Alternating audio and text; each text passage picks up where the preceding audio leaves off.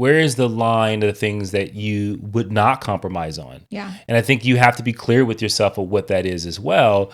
But I think that also you have to ask yourself and do a quick assessment, like what's at stake in this moment? Mm-hmm. Like what would happen if I do give into this? Well, a lot of times it's like, like I'm going to be humiliated. I'm going to be embarrassed. Like I'm nervous because I don't know what to do. It's like you don't want to give up that uncertainty or give in because of the uncertainty. And again, when we got invited to that wedding, the wedding was not in English. Right. And then we were like, what if we go to this reception and like none of the music is in English? And we were like, that could be fun. Yeah. Like, let's just go with it. We'll go all in. We partied so hard. Like Right. we were literally sweating and on the dance floor the entire night. We'd never been to a wedding so much fun in our lives. Right.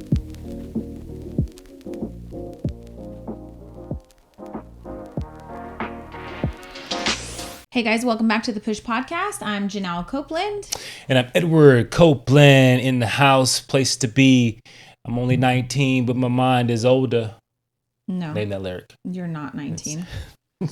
Little Mob Deep, little interesting thing that happened this week with Jordan. I thought I got a kick out of it. But go ahead. Well, basically, you were listening to an old song, Mobb Deep. She recognized a lyric that was from what movie with From Lin-Manuel? Hamilton. It was from Hamilton. And I didn't recognize it myself when I first heard it. But you know when you hear a lyric and it's familiar, you're like, oh, I know this lyric. I just can't place it at the moment. And she happened to be listening to Mobb Deep with me. And I was breaking down East Coast, West Coast, and like how that sound. And and she was like, and she all of a sudden she goes, oh, that was from Hamilton. And it was like a random lyric in the song. So nice did job. It make you proud or what? Made me very proud. I was like, this child, look at her. And, you know, we listen to rap and she kind of does her little hands. So she follows along. She enjoys rap. I think she just likes the lyrics. Of all the kids, I think she enjoys the 90s and early 2000s, like hip hop, R&B. Like Yeah. she literally like listens to it while she's taking a shower. And I keep telling her you could be famous on TikTok if you just like start belting out these 90s tunes and Well, she won't do it. she likes like 90s R&B. She also likes like old like likes rap. hip-hop, yeah. And like Jasmine likes new rap. Yeah. Yeah, so She wants to take you to a Kendrick Lamar concert. right. Yeah. That's sweet. I have a question for you. If there were 3 foods that you had to you'd be okay with them leaving the earth, Okay. what would they be? Leave mayonnaise gone. Just I'm so against that. yeah, it's just what's someone said You the, would the never new be able- rebranding of mayonnaise Yeah, is you would never be able to have aioli again. You Aioli. love garlic aioli. It's made with mayonnaise. Yeah. You also I'm like fine a with good that. potato salad every now and then if it's made right. And Yeah. mayonnaise is in potato salad. But I can cast it away. I'm know sure what there's I- alternatives. I mean, they've made alternatives for meat. They can make alternatives for mayonnaise. I think you don't like the way that it's creamy, or like what do I you don't not? like the conconsistency. Yeah, I'm not big on that. Okay, I love mayonnaise. So you asked me the I question. know. What else? What else would you off? I I want our listeners to think of this too, like 3 foods that you would just say never need to exist again, and I'd be fine with it. What is it? The red radish? What is the not the red radish? A What is beet? it? No, not beet. It is A radish? not a radish. It is the red cabbage. Why? Is that what It's it in is? salads. Yeah, it's horrible. Get rid of it. Oh God. Yeah, Okay. yeah. It's the same thing that's in the like what is that? Coleslaw. Mm-hmm. Coleslaw can go to hell. Like get rid of coleslaw completely. Do you I think know it what's would make in coleslaw? mayonnaise. Right. And like Mayonnaise, vinegar, and sugar and cabbage. yep. Who said that went together? Mm-mm. But we went to a barbecue place recently, and the girls that I was with, they were all about the coleslaw. Yeah. Well, I you could know, deal without coleslaw ever in my life. the world would be a better place without coleslaw. Yeah, I'm I trusting. agree. I mean, world hunger would be solved just because you got rid of that. Then I don't know how, but somehow, some way, we would find different ways to feed people, and everything would be much Okay, better. so yours are mayonnaise, red cabbage, coleslaw. All the things that are in coleslaw. Okay. So- What else? Do you have another one? I remember as a kid, my aunt made me eat. Is it veal? Not veal. It's like Spam? it's not spam. It was like a nasty meat. I think it was like not veal. It was like Veal's kind of a delicacy. it wasn't veal. It was something else. Cheap or yeah, what? it was something cheap, but bologna, it was nasty. Spam, Vienna sausages in a can. I don't think I've ever had liver. Is that it what was you're saying? liver? Yeah, it was liver. Okay. Yeah, I could deal without liver ever being on the planet again, but my granny loved liver and onions. Do you like chitlins? No. Nope. Like not even with hot sauce? Nope. Okay. I don't like. Okay, my 3 would be beets. They taste like the earth. I don't want to eat a beet ever in life. I love all vegetables. Pretty sure beets are saving lives right now. Yeah. Beet juice I can handle, but eating a beet and beet salad, I want to vomit. Okay.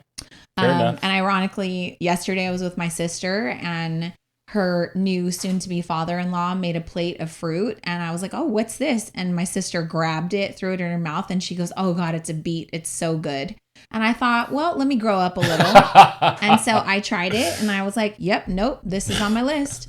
And so... You're like, yep, still the same. Shitty. Yep, so I just wonder why we're sisters, though. Like, why she could love something that I hate with passion. But anyways, so that's beets, number 1. Number 2, I can't say I've ever eaten it, but I could deal without it on the shelves in the grocery store. Pickled pig's feet. Oh, God. Yeah. Does your mouth hurt right now thinking about it? I got to drink some water. Yeah.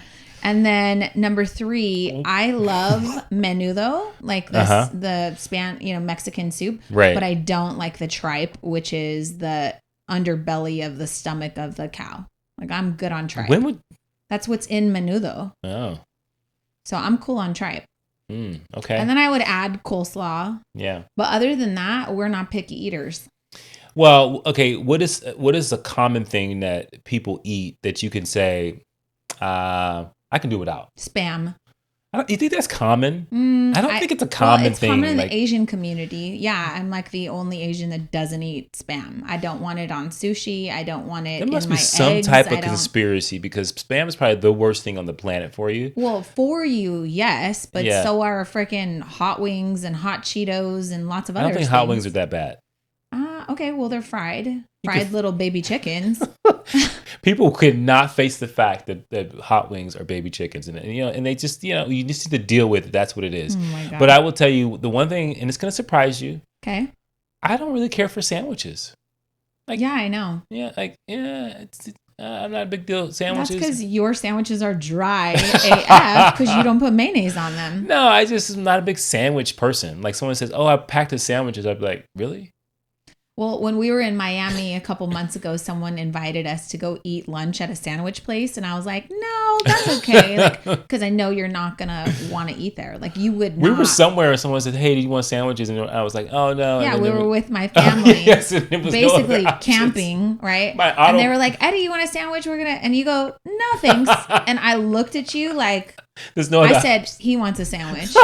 Well, because there were no other options. Like it was like that's what they were serving for lunch, and I just looked at you. It's like crazy. My brain went into this auto response. And someone was like, misses sandwiches. I'm like, no. Starve? You're just gonna starve then. Yeah. And then you were like, I only want the bread and the meat and maybe like the lettuce. That's it. I'm like, no, I said lettuce, tomatoes, and just mustard. That's why you don't like sandwiches because you're doing them wrong. No, but I'm not big on bread like that. Like, whatever.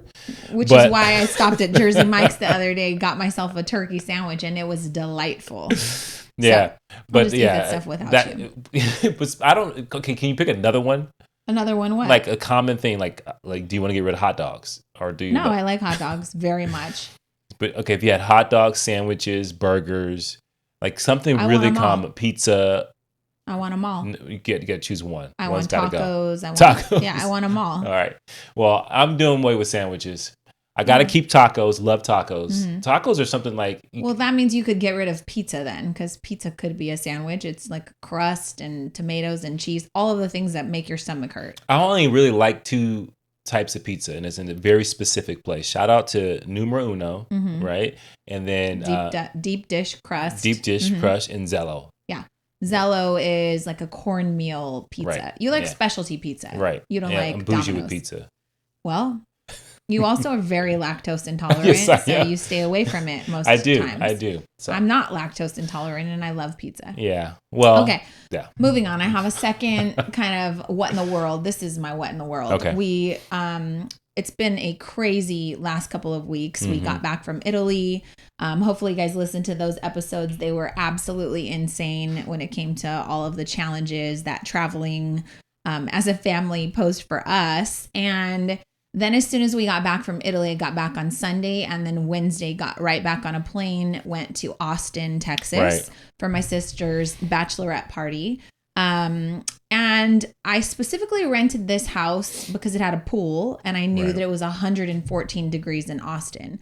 So got this Airbnb, beautiful home. We walk in, we're really impressed, like happy with it, great space.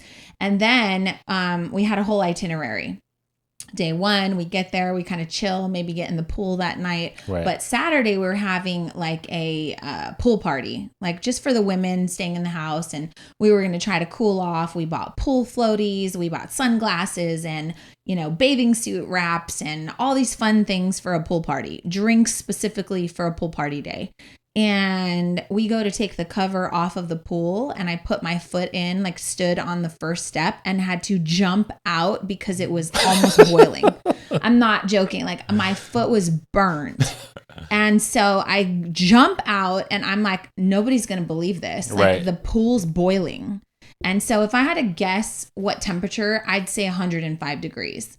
And I'm saying that because outside, again, it was like 114, and in the pool, because it was wet and I wasn't anticipating probably a jacuzzi, it burned my foot.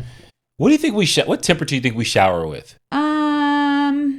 I don't know. Yeah. 70 maybe? Like, no, it's got to be hotter than that. I mean, sometimes I like a hot shower. Like, do you think it was shower? Like, absolutely not. It was hotter than shower hotter than water. Your shower. Wow. Okay, I just want to give context to people. If I ran a bathtub, like in the middle of the winter, cranking up the water, cold water, I would be sweating. Yeah. In this water. Like it was unswimmable. Right. And so I just want to know, like, you rent a house specifically for a pool, and then what do you do when the pool is boiling? Well, you said you got some context for people who live in Texas. Okay, so Jessica, shout out to Jessica who works for us. She's like, oh yeah, people in Austin, we don't swim in our pools in the summer. And I go, how the hell would people know that? I don't understand though. Like we live in an area where in the summer it's also 105 degrees, sometimes 110, sometimes 114. My pool's never over 70 degrees. Never. Right? And then, my family's from Northern California, definitely 110 consistently during all of July. And so my sister is appalled. Right. Never before in history has the pool ever been jacuzzi status, right? And so I'm like messaging the Airbnb girl. She was really lovely to work with. And she said, some of our guests in the past have just added a couple of bags of ice.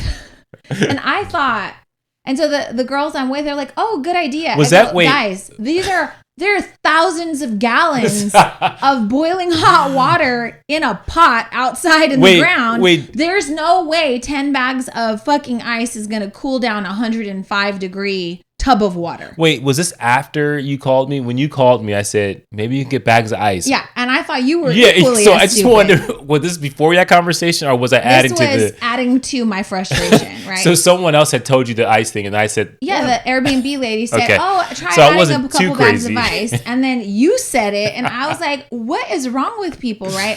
And so I'm calculating in my head, like, because it has to be a science project. Oh, my God, yeah. How many bags of ice at -4 degrees would it take to, not boil 105 degrees of water? Right. Thousands of gallons. That seems really wasteful. Like, well, I don't think a pool has thousands of gallons. Let me Google it real quick. I'm going to just tell you. And that's what I was thinking. I was like, what is the average? How many gallons are in a pool on average? Of water I'm thinking you probably have like 600 gallons of water. Absolutely not. No, more than that? Absolutely not. 15,360 gallons. Is the average. That is 16 feet wide by 4 deep, which who has a pool that small? Wow, I did not realize that. I have no concept of how many. Clearly, you thought there's 600 gallons. You thought you could go to the store, buy 600 bottles of water and fill up your fucking pool? I guess I never thought about it like that. Yeah, you're right. Okay. Yeah. So, speaking of going to the store, yeah. At some point we're like, okay, let's really think this through. How many bags of ice would it take to just slightly cool it down? Like, let's take you it should from ask Siri. let's take it from 105 to just like a solid 90 degrees. I don't know, right? And so we decide, like, okay, let's put some money together. Everybody start Instacarting some ice. So the girls get on their phones, right? We're with like 8 women. And, Monica is like, I just Instacarted 15 bags of ice. Verna, I just got 12 bags. Next girl, I just got 15 also. Next one, I got 10. Next girl, like literally it's like 15, 10, 14, 12, 15, right? So everybody in the house orders 15 bags of ice. Yeah. They're randomly getting delivered. And I'm going to make a TikTok on this because I thought it was absolutely absurd, right? So we're going to take all these bags. And I was like, okay, so we got a solid 65 bags. Like, that's good. That's a start. Let's just see what actually happens. So we take it in the back. Now, mind you, here's the problem. We don't have a cover on our pool. And so I'm a firm believer that they had a nice electric cover over the pool. Yeah. And the instructions for the house were make sure you keep the pool covered anytime you're not using it because there's lots of leaves and blah, blah, blah. And I know for certain that leather cover was sitting on top of the pool, baking it from the sun. Yeah. Like it makes it 3 million degrees hotter than it needs to be. And it traps the heat. It's trapping it in there, right? Yeah. So which is why it's boiling now, right? So the lady says, leave the top off overnight, which I was going to anyways. And I was like, okay, so in the morning it went down a couple degrees, but now it's not boiling, but it's still not swimmable. So we start 15 bags here, 15 bags here. And literally every 3 minutes, the doorbell's ringing and people are like, why are you ordering this ice? At one point, there were 3 Instacart drivers, and I asked one of them, he's just looking so confused as he's going back and forth in 110-degree weather, like, and he's looking like, why are there 3 Uber drivers delivering ice, right? And we're taking him in, and I looked at him, I locked eyes with him, and I go, don't you want to know why we ordered so much ice? And he goes, absolutely. And I go, it's for our pool. And he goes, you think this is going to do something? And I was like, it's stupid, right? And he just was like, I don't understand why you're doing this. And so he left and thought we were dumb. Right. So we put 65 bags of ice in the pool. And, it didn't really do that much, but it brought it down a bit. Yeah. So now the pool water has gone up though. Yeah. And the ice is melting like instantly. So then the last Uber driver comes and she says, I'm really sorry. There was like only 8 bags. Because you guys and got it. we're like, yeah, because we bought them from the entire city. Right. And so we were just wondering, I guess my sister tells her, if we give you money, would you please go and get us as many bags of ice as you can get? Because we realized 65 wasn't enough. So my sister tells her, she says, yeah, I'll do it. She's gone for like an hour and 15 minutes. Mm-hmm. And all the girls in the house think that she got, like, we gave her $90, right? And they think she stole our money. And I'm like, I don't know that she would do that. Like, we have access to her. She was the last delivery person. We could leave a review. Like, I don't think she would do that. I'm assuming positive intent. This woman pulls up, like, right when everyone writes her off. And she has in her car, you guys, it's like a Camry or something, Toyota Camry sedan. She's got a baby in a car seat. Her husband's driving and she's in the front. She opens her door and in, like, where her feet are bags of ice. In the back by the baby up to the ceiling is bags of ice. And in the back of the trunk is all ice. 20-pound bags of ice. And she came through. Not to mention her husband worked for an ice company. And he was like, tomorrow, if you want more, we can bring more. So that was like a win in so many ways, right? So we dump it in and then now it's like, okay. And then we run water in the pool and basically kind of overflow it. And so the water is like circulating. And so it was like loungeable. Right. It wasn't like you're cooling off, but it was like tolerable. But even when you got deeper into the water, like, did you dive in or everyone was kind of like staying? Well, we got in and we're trying to swoosh it around and like create some circulation. Yeah. But you all, I mean, with hair and stuff, you probably weren't diving in like crazy. No, this is a smaller pool. Oh, okay. So the thing is like, we made it work. And I'm just going to tell you, crazy. if that ever happens, you need 150 bags of ice. So your little, maybe guys put a couple of bags of ice. You know what? That sounds pretty good. Like, so if it's a 15,000 10% ratio, right? Yeah. 15,000 gallons, you need 150 bags of ice, and it's a 10% ratio. By the way, we spent about $400 on ice. Yeah. So then the next day, I think that's more of a 1% ratio. You're right. Yeah. So then the next day we were like, okay, we can't do this again. We're not spending another couple $100 on ice. So it got hot again? It didn't get hotter, but it wasn't cool. Like It wasn't like cooling you off. So we went to my sister-in-law's hotel, figured out how to sneak people into the pool. And Dirty. At the Fremont Hotel. And we lounged there and the water was cool. So I was like, how on earth are these Austin people telling me that, in the summer we don't get in our pool? The hell you don't. It's hot as hell. Right. And that pool was cold. So I was like. And they have public pools that I'm sure they keep. They did. Yeah. So yeah, it was great. That's my what in the world. A boiling hot pool, which is the highlight of your stay at an Airbnb. So ask questions, I think, is the rule. But those, here. then you get into this kind of territory, which we were when we were traveling to Italy, is where these questions are there's things that you should know, but the question never comes to you to ever ask. Well, you can't ask a question if you don't know that it's a problem. Right. So I would never know to ask, hey, just curious, what's the temperature of the pool that we're going to... Never. I would never... I would say pool. Yeah. I know now. And I think... And I guess maybe because the cover, and then maybe because Texas, it doesn't cool off at night like it does in California. Like we can have 100-degree day in California, and then it'll drop down to 70. Right? Never. Right. So it was 114 one day. It dropped down to 107 at 2 a.m. in the morning. I was like, you guys got to be joking me. Like, that's there's silly. Not a break. You don't turn the heat off. Like, so right. What is the point of the sun going down if it's not going to get cooler? So the reason I went on Wednesday, remember, because the party actually started on Thursday, Friday, Saturday. The reason I went Wednesday was because we were maybe going to buy an investment property. And you called me and you said, did you find us a house? And what'd I say? You said we're not living here. Not here. We are not living They don't turn off the heat. Nope. We are not. I didn't even look really because I was like, I would never live here. Yeah. Y'all can't use your pools in the summer. So all that to say that, like, we spent, 3-4 nights in an Airbnb with 8 women who all were different walks of life. Like some of these people are in their 20s, 30s. I'm in my 40s, right? So different generations, different experiences, different walks of life. My sister-in-law is British from London. My sister's friends are from high school. They've been, partying together for decades. Right. Her new sister-in-law is Muslim. She wears a hijab, right?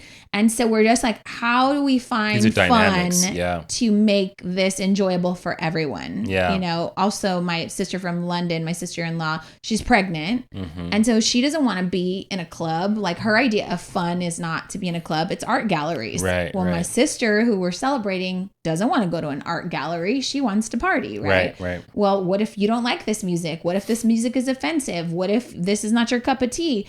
And so that kind of brings me to why I wanted to talk about this. We've been traveling. We traveled with a family in Italy, and everything's about compromise, right? And it just led me to kind of ask questions around, to our audience. How much do you find yourself compromising when it comes to relationships or for the health or enjoyment in situations like this? We're at a bachelorette party. We're celebrating my sister. You're going to have to do some things maybe you don't like to do, right? And then when you're in situations where you're all trying to get somewhere, who foots the bill for the Uber? Are you one of those people that offers to pick up the tab at dinner? Are you one of those people that's going to pay for a round of drinks, right? Or are you not going to do it? Are you one of those people that's willing to take one for the team and maybe sleep on the floor if that's what's required? Are you one of those picky people that's that's not my thing, not going to go there, I'll sit at home. Maybe it makes people feel bad. I don't know. And so I just thought we had a great time. Yeah. And we didn't have any issues, but I just thought, isn't it amazing the dynamic between all of these different women from all different walks of life, and how would you act? Are you the one that's really giving, that's really generous, that's the life of the party? Or are you I don't want to say the Debbie Downer, but the complainer. Like, are you always freaking car sick? Are Right. you, have all these dietary restrictions? Not that those things are problems, but I think how you show up in those situations could be really big problems in situations like that. Does that make sense? 100%. Yeah. Like, I think that, like, you said something I think is super important, because compromises are directly impact the health of a situation, right? Because, Or the enjoyment well, of yeah, the situation. which what I mean by Right. health, like if you want this to be a healthy, fun, great time, compromises will have to be made. Absolutely. And I think that you when you get in groups with individuals, I think you're right. You have to decide, like, what's going to be something you compromise, and how will you show up to that when you do compromise? Because we all know someone that call themselves compromising, but they have a shitty attitude when it's time to, like, show up for that compromise, right? Maybe they overreact. Maybe they're rude to the waiter when they feel like they're not getting the proper service. Like, that is so cringy for me. If I'm with someone and you're rude to the staff, I can't be around you. It's so cringeworthy for me. When we're traveling, you lose your luggage. We're the kind of people that are like, hey, this is really unfortunate, but we're not going to let it get us down. And I want to, like, not come off as like, oh, we're so perfect, because we are not. Right. But I guess the point of this is, like, to find enjoyment in situations like vacations, large group gatherings, even in your place of employment. There's an element of compromise that is required. And I don't know how often we actually address that. And then also self-reflect to say, like, am I a compromising person? Or am I like, no, I don't feel like eating Mexican tonight. Yeah. Everybody else does. Like, those things, they create really awkward situations. Right. And then someone's going to talk about you after. Well, I think that has to do with maturity, right? You think about the girls when they were younger, and we would say, what do you guys want to eat? They were far less able to compromise, because there were certain things they just did not like, and they didn't want to compromise that. And so there's this fine line of, like you have a certain level of standards that you want for whatever you do, right? And then there's this level of compromising your expectations.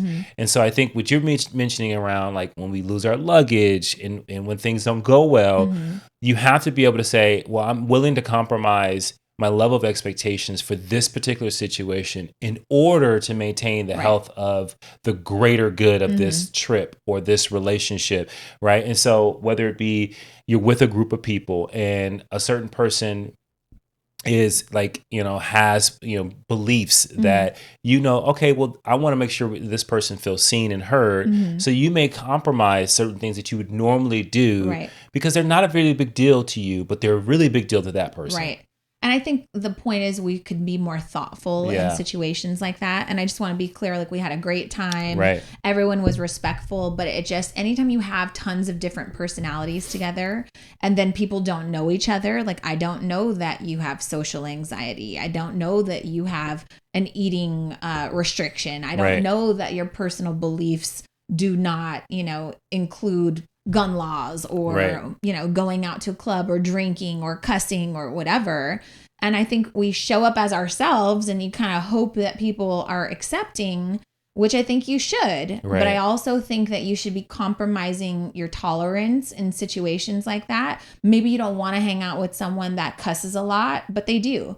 That doesn't make them a bad person. Right. I think you need to open up your mind, right? Yeah. Maybe going to a club's not your thing, but if you're there for a bachelorette party, I think compromising, which everybody did a great job of, those things are important. All right, so successful bachelorette party. We had a great time when I came back, which was on Sunday.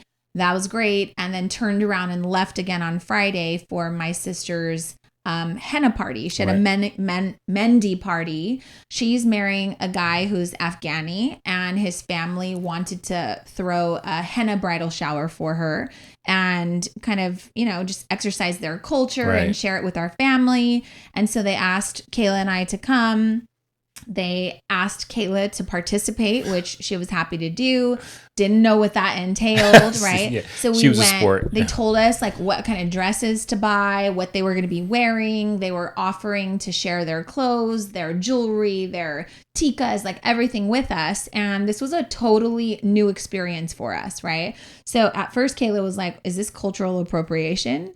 And I was like, no, this is cultural appreciation. Like they're asking us to participate. They want us to try on their culture. And so this is our way of being respectful and like diving into it, right? Right. They were so kind, so appreciative, so helpful, so just wonderful, and loved that we were willing to do whatever we needed to do to participate in this like ceremony. And that's the special thing, because I think that is a compromise in itself. Like, I think that everyone has a tradition of how a bridal shower should go, and then allowing yourself to be open to this new and different thing that's uncomfortable, right? Like there's dancing involved, your comfort, compromising your comfort, and showing up for someone because it's special to them. Yeah.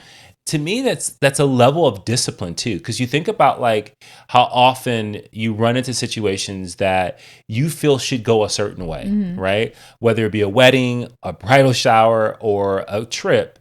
And you can't fight the feeling or that urge to try to force it to be something that it's maybe not turning out to be, or maybe that it shouldn't be, right? Or that's like you going into the bachelorette party and saying, I'm going to force it to be exactly what I want it to be, even though there's 7 other people that have perspectives and ideas and ways to make it special. Yeah. And I think that takes discipline, because I think that we naturally want to go to the things that are more comfortable, but fighting that feeling and going with the uncomfortable is powerful. So I think that there's times where you should compromise your comfort. Yeah. And my sister Richlyn, who's getting married, she's the bride to be. Her new in-laws took her shopping. They bought her all of these this outfit, which was beautiful, hand beaded, spent a fortune to like have her just be a part of their culture. She was the main event at this, party.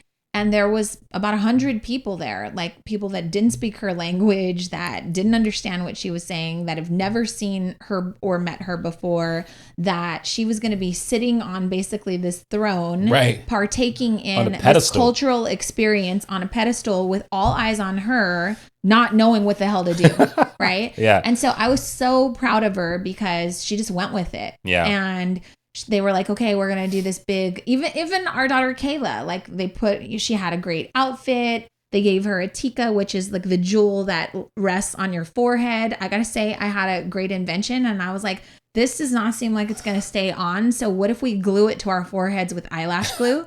So then I glued every woman's and they were like, this is a game changer. So I contributed positively. That was great. And I loved my tika. Yeah.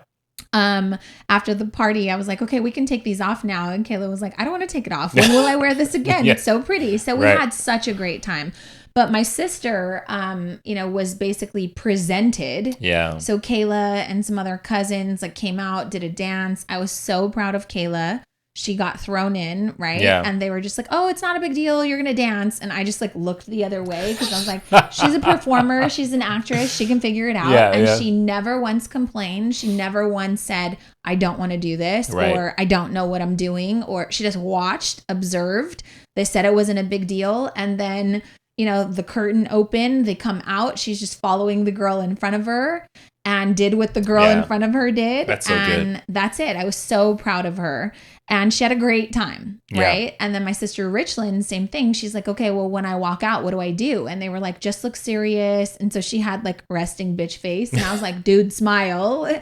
And so it was just interesting. Our family was watching, she won't look this way and take a picture. But it was just great because she was not knowing what she was supposed to be doing. She did a great job. And then they sat her on this throne, on this pedestal by herself. And then I was like, okay, how much time should I let go by before I go rescue her? Right. Can I? Does she have to sit up there on display the whole party? What do we do? And it just was something we all figured out. She did it with a smile. She was very gracious. And we wanted to experience their culture. So we did whatever they told us to do. Get up and dance with us. Well, we don't know how to dance. I could have said that. Right. But we were like, okay, we're just going to follow you. Right. And they were so appreciative that we were willing to just experience their culture. Yeah. And so it was just a really fun experience. And so that kind of just led me to ask our audience, what do you do in situations like that? It's not your culture. It's not something you're familiar with. Do you have anxiety listening to this story? Do you are you one of those people that's I wouldn't do it? I don't have enough confidence. Or Are you thinking about the greater good? Like, you're marrying into this family. This is important. They put all this money into throwing this event and including your family. Like, get up and do the dances, you know? Yeah, and you're so funny because you mentioned reading a book about fun, right? And I think about like one of the things you were sharing with me about like things that become core memories. And really one of the things that kind of resonate with me is that when you immerse yourself, right? Like we talked about it on a prior episode when we went to a wedding that was Syrian, and it was we just immersed ourselves, and we have this thing where when we go to something new, we kind of make an agreement like, okay, let's go all in.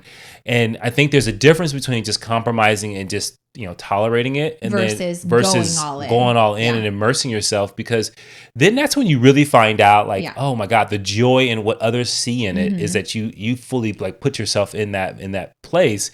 And I think that doing that it's a big deal, because I think if you half step it or if you half ass and then you kind of you act all weird, weird, and then all of a sudden you just like you give all into the discomfort, and then you just went out, right, instead of saying let me just go all in this. And my sister danced all night. That's great. With all these women who didn't even speak her language, she didn't know, but somehow they're family or friends, and we had a really fun time, and it was an unforgettable experience. So shout out to Mitchell's family for not only spending the money but also including us. And what a great thing that two families are coming together and they actually like each other. Yeah. Like a lot of families, I think they don't like their in-laws. Like, right. And that's a problem. So I think that's the thing you have to like immerse yourself too, because there's a compromise. The uncomfortability of like, hey, this is not someone I would normally hang out with, but because of the situation, I can still make it fun. Yeah. And so I think when people listen to this, I think the question that may be out there is like, then where is the line, right? Where is the line of the things that you would not compromise on? Yeah. And I think you have to be clear with yourself of what that is as well.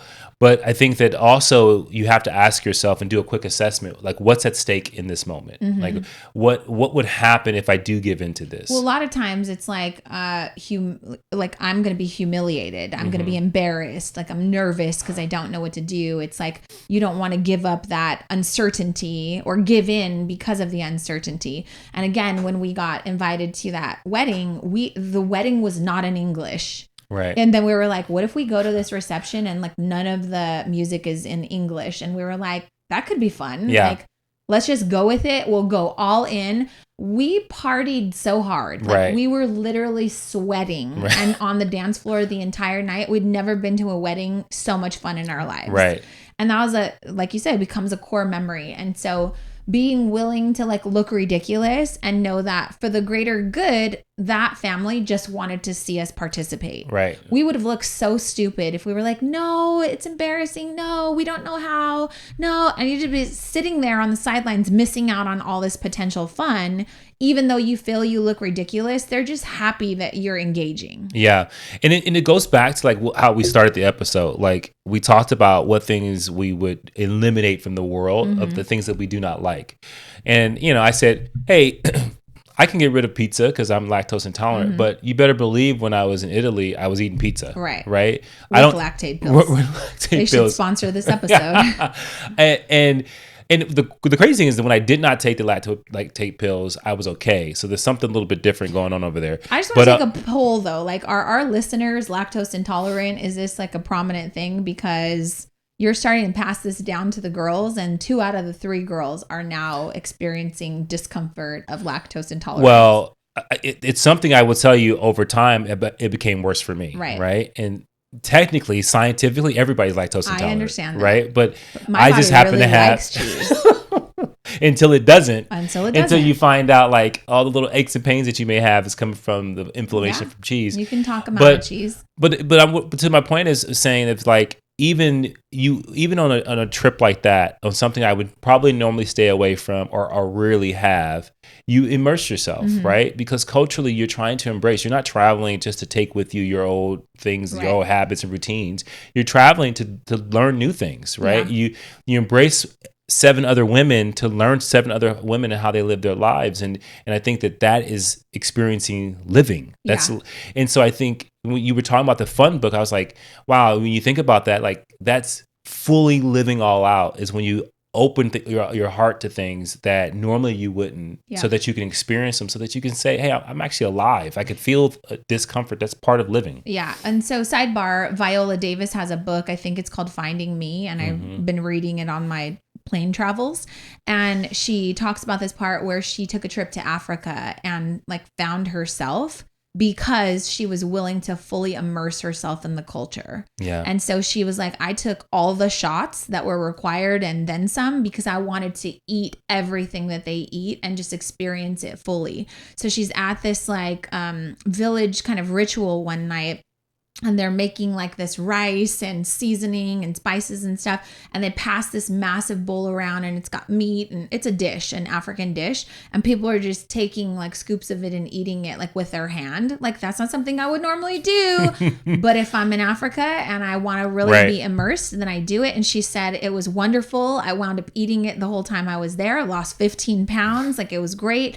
And she didn't have any regrets. You would have regretted passing the bowl saying, oh no, sorry, don't do this. You need to use a hand sanitizer. Yeah, this is not really clean. And I'm not saying you should eat dirty food, but I'm saying when you travel, then you should understand, like, we're seeking familiarity. We want, like, you went to Italy, you wanted bacon and eggs for breakfast. Right. That's not what they do in Europe. Right. They have a pastry and coffee. Right. And they start their day. Right. And so you had to accept, you're not going to get bacon and eggs and French toast, deal with it, eat the pastry. Right. Right.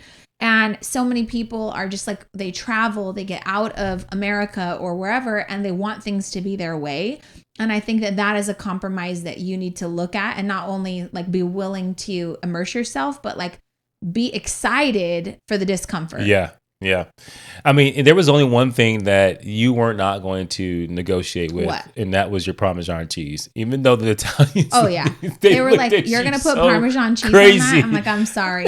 She had two waiters that were like, don't put that on there. No, don't do that. Yeah. No. They were kind of like shunning it. Like, no, we'll bring it to you. Yeah. But we really don't want to bring it to you. So I did a bunch of research. They really like just clean food. It's only tomatoes. It's only basil. It's only cheese on the margarita pizza.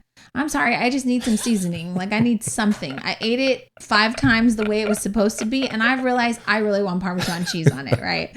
So yeah, 2 waiters were like, no, don't put that on. I'm like, please. So yeah, I compromised at first, and then I was like, I'm not going to do this. Yeah. Well, it was acceptable. So yeah. Anyways, I think that's it. That's all I wanted to talk about today was like your ability to compromise, your ability to get out of your comfort zone. And then just quickly, maybe we do a follow-up episode on things you should never compromise, but you did find a quick list. What are those things? Yeah. So a quick list of things that if you don't look at the list, what are things you should never compromise? You should never compromise your family, right? Like put them in a compromising. Like put them in like do something that you're embracing something, but you're also putting them in jeopardy. Yeah. Right. So but don't compromise that. Yeah. Right. That's I think that's a no-brainer, but I think you still got to say it. When right? Will Smith slapped, Chris Rock, like he compromised. Yeah, I think when you're family. when you're in a place of position of either power or your role is significant in your family.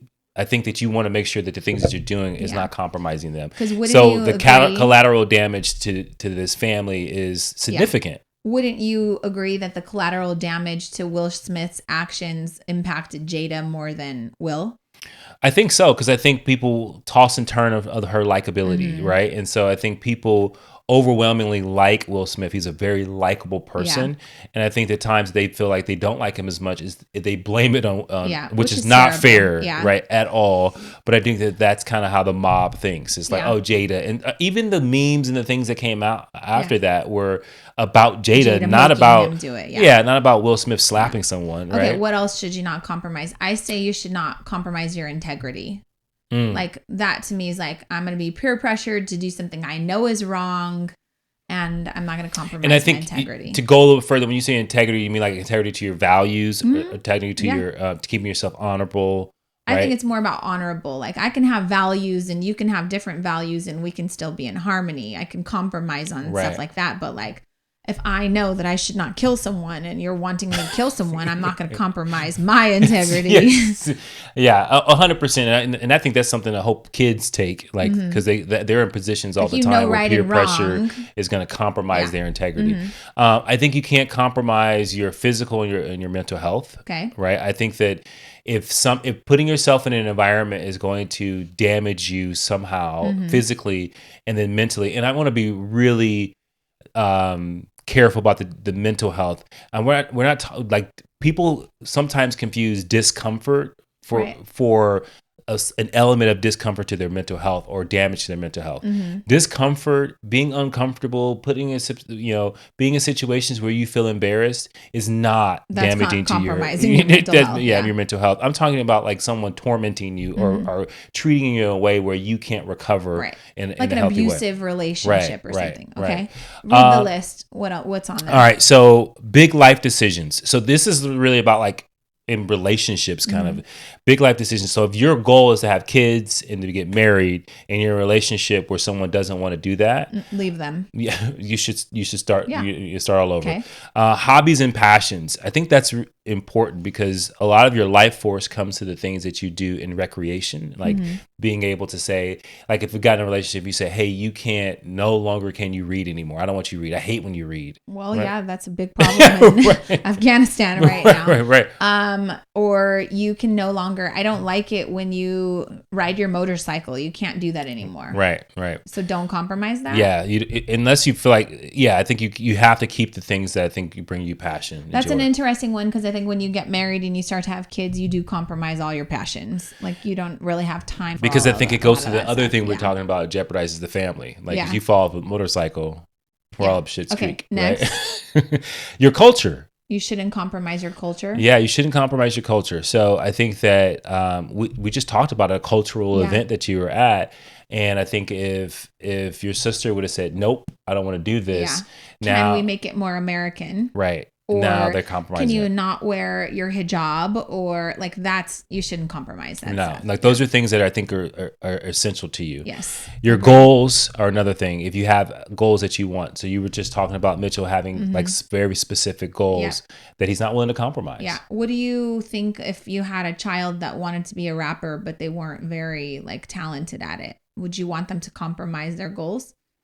If I have a child that wants to be a rapper, not good at it, I would. Yeah. Like if you came to me today and you were like, "I'm going to quit my job and I want to pursue like my acting career with no acting experience," like I don't know that I would say like, you shouldn't compromise your goals, honey. You should do it. Like no, because I think that goes to the first thing. You compromise your family. You compromise your family, right? So you got to have a pillar in there somewhere that's like, okay, this one catches all. So your goals, your idea of fun. Don't compromise your idea of fun unless it's at the expense of others. Okay, tell me more. Like if your idea of, fun is like making fun of people or putting them down or belittling people and you're a bully, you should compromise that. You definitely should compromise that, right? Yeah. And then I think self-love. So like if you like massages, I think we both like massages. We like, if someone says, I can't stand when you meditate, please stop meditating. Like I think you have to say, no, thank you. No, thank you. No, thank you. So I think those are things that I think are really important that you want to maintain. But I think all those things you can maintain while still compromising to be a part of a group in a way that's healthy for you and authentic. Yeah. And I think that when you're participating in like an event like that, I don't think any of those things are being compromised. Yeah, agree. Also, before we end this episode, can I just show you like my henna? I have henna tattoos all over me and I'm obsessed with them and I want them every week. Yeah. I actually want to go see our tattoo guy and just be like, just make it all permanent, but I'd be really tatted up. So like on your top of your hand? I really like it. It's so pretty. I don't know. Yeah. I want to go to another henna party. Okay. We could just, have your own henna party. I was quite disappointed that I didn't marry an Afghani. Yep. I just got to say, just kidding. But it is fun to experience that culture with a different, with another family, and they're so welcoming. So I hope you enjoyed this. I hope you got some good insight. I hope you know what things you should be compromising maybe more on. and what things you should never compromise. So if this episode was helpful, please share it with a friend or a family member, someone you know that's getting married that either loves or hates their in-laws. Please share it with them. If you have a party coming up and you're worried about everybody getting along, share this episode with them. Maybe make some pre-commitments. Yep. And then one of the things that we did was, I don't even know if the girls enjoyed it, but I took an itinerary and I said, hey, can you and her be in charge of whatever activities we're going to do on this day? Can you and her be in charge of this? Because I was trying to solicit, like, I don't want to just tell everybody what to do. Yeah. It may have been a burden for some of them. It may have been really enjoyable, but one of my sister's friends, Kim, she went hardcore on the games and brought some really great games. That's cool. So I think that having an opening contribution is always helpful in situations like that. Anyways, push through, and we'll see you guys in the next episode. Peace. Bye.